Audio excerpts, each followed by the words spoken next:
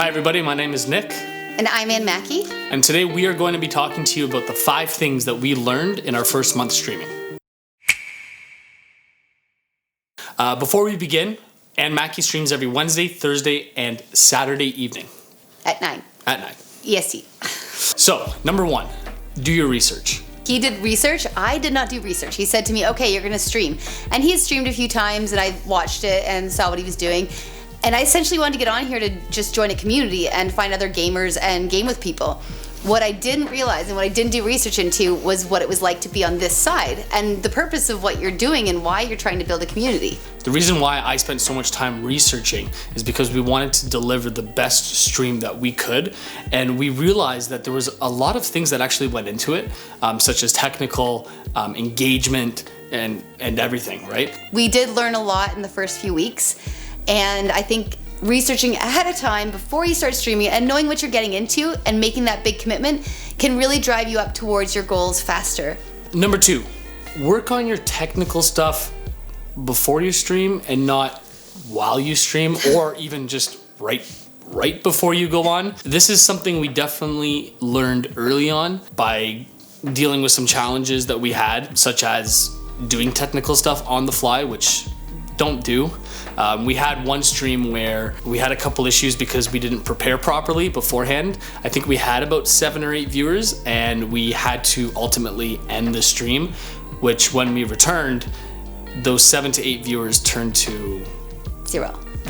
So, I mean, eventually got a few back, but it didn't help. And also on top of that, being the streamer, you're sitting there and you're dealing with a technical issue and it's stressing you out, and people can tell, and that's not what they're there for. They're there to chat with you and to join your family or enjoy your game. Work it out ahead of time. Work it out when you're off stream on an off day. I think we realized that you're still gonna have some technical stuff Always. you may have to fix on the fly, but really just set up and deal with as much technical stuff as you can before you actually start. Number 3, make a schedule and try to stick to it, but also make a schedule that fits with your lifestyle. So when we started, we set out a goal to do 5 streams a week. Well, 5 days a week. Sorry, 5 days a week, 2 times a day. And not only was It's crazy. ANNEMAKI overwhelmed, but also I was really overwhelmed just in terms of getting the content out there and editing the stream. So what we did is we took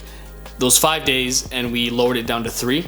By doing so, we actually noticed that our viewers and viewer engagement went up. It gave time for the viewers to actually, miss the stream and come back and enjoy it for those 3 days. And it gives you time to work on your stuff a little bit, to figure out what you want to do, to kind of recharge your battery and figure out where you're going. Not drain yourself. Like, yes. 5 days a week was just so draining. By doing the 5 days, the quality kind of started to go down, and by taking it from 5 days and making it 3 days, we were able to focus a lot more on the quality. When you're talking away and you're trying to do it 5 days a week, 2 times a day, eventually you're gonna get tired. You're gonna be tired. So point 4 is engage. Nobody really likes to watch a stream that you're just sitting there playing video games. It's a community, right? So if you are not engaging with them and you're just gaming your game, unless you're really skilled at that game and that's all they're there for, what are they doing in the spot, right? It was less about the actual gameplay and more about just the conversations. And that's what I thought getting in here. I thought that when I was streaming, it was gonna be about gameplay and just meeting other gamers and starting to game with them. That is not what happened.